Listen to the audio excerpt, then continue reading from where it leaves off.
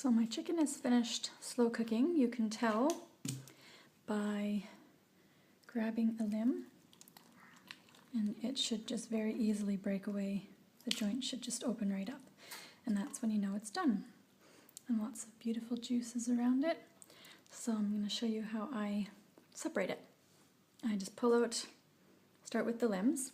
So here I have one bone, and I've pulled off a little bit of the chicken, and I put the nice meat into a container for sandwiches and whatnot later. And so here I'm working on this one. And then I've got a bag that I put the skin. I don't usually use the skin for anything. So I throw the skin in there and anything else yucky. And then in my pot, I put any pieces of connective tissue, oopsies, and bones with a little bit of skin attached is fine, and a little bit of meat is fine, but I try and save all the meat for the food. So I just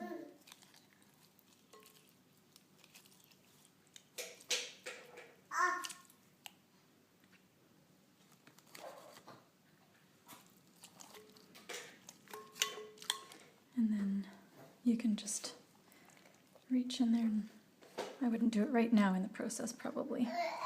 I'll do that last, but you can just pull that chicken breast right off.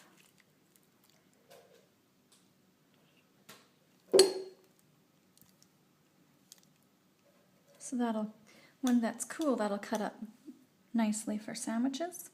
The little bits that I'll get off of the legs, I'll put into soup probably. So, taking the whole chicken apart, this is my container full of chicken, and I have this side I put bigger hunks for sandwiches, this side I put smaller ones that'll end up just tossing into some soup.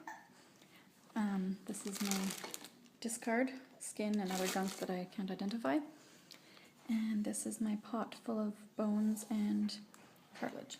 Basically just cover my bones and carcass with water to the top. I think some people put a splash of vinegar or acid of some kind in there to help the minerals leach out of the bones, but I don't usually bother, and I find I get a very gelatinous soup out of it without it. I don't think it matters either way, it's just what you do.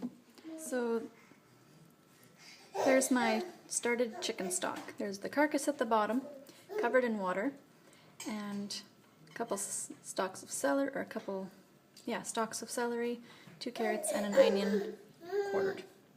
And I'll just let all that simmer on low. All I added was maybe half a cup of water to get the chicken started. I find the chickens here in Ireland are not quite as watery.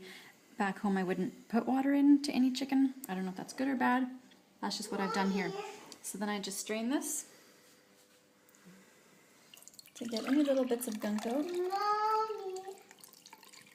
I usually get a good 2 cups with half a cup of water added in the first place. If I didn't add that half a cup, I'd end up with 1.5 cups of chicken.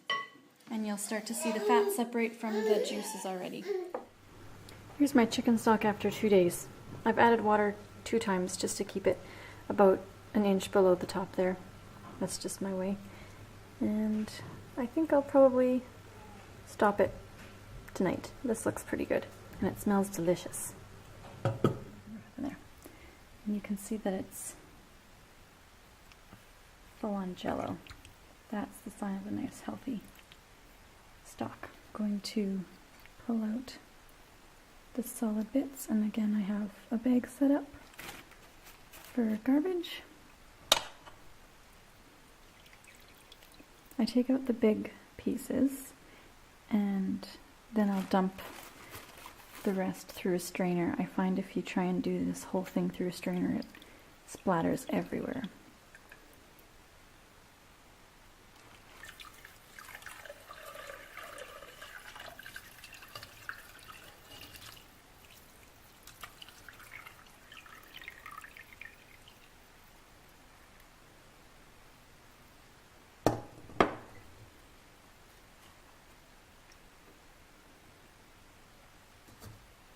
Now there's a good looking soup base, and it smells quite good too.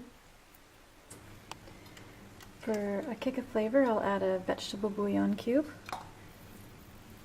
and just whatever vegetables you have in your house.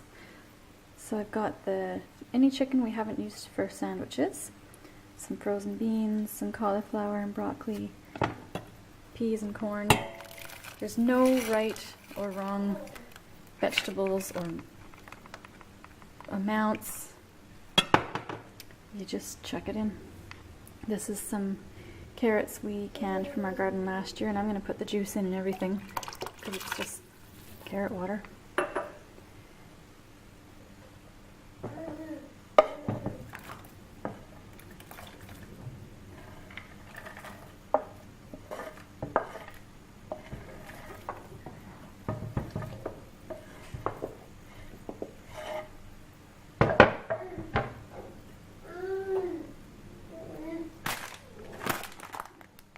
I like to add some barley.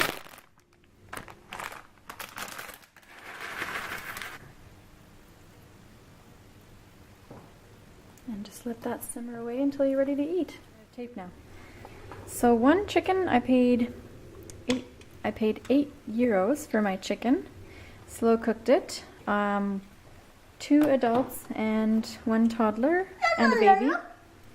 2 adults, 1 toddler and a baby all enjoyed enough soup tonight.